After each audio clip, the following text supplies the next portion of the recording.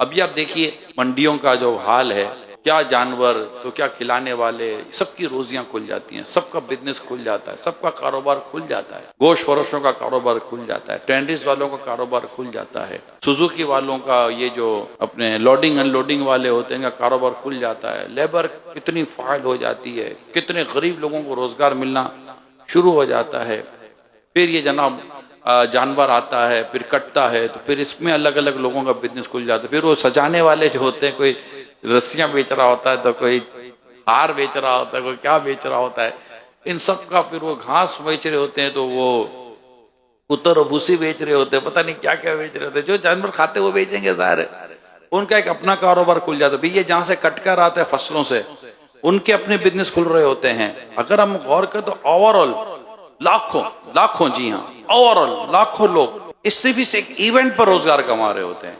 कुर्बानी के इस पूरे इवेंट में जितना गरीब का भला होता है ना, इतना शायद अमीर का भी नहीं होता होगा। अमीर के तो फिर भी पैसे फंस जाते होंगे कई जगहों पर जाकर, माल खरीद लिया, अब क्या करे।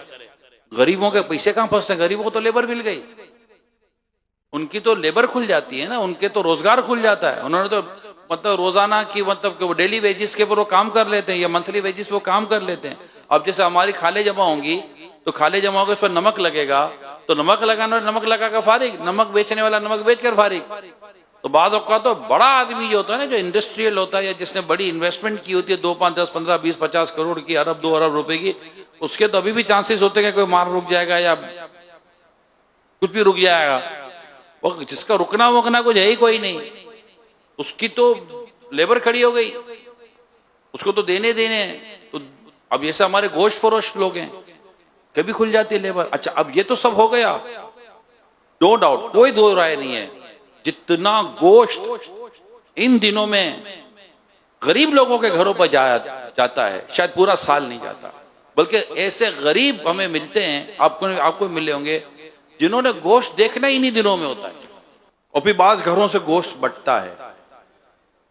ये बात है, कई गरीबों के घरों में राशन जाता है, कईयों के घरों में गोश्त जाता है, तो क्या कुछ नहीं होता। तो ये अमल जो अल्लाह पाक की रहमत से एक मुसलमानों में राइज है, मुसलमानों में नाफिज है, इसका एक शरई हुक्म मौजूद है कुरान में, हदीस में। इसमें आका सल्लल्लाहु अलैहि वसल्लम की दुखियारी उम्मत के लिए, आका की उम्मत के लिए भलाई और भलाई ही छुपी हुई है।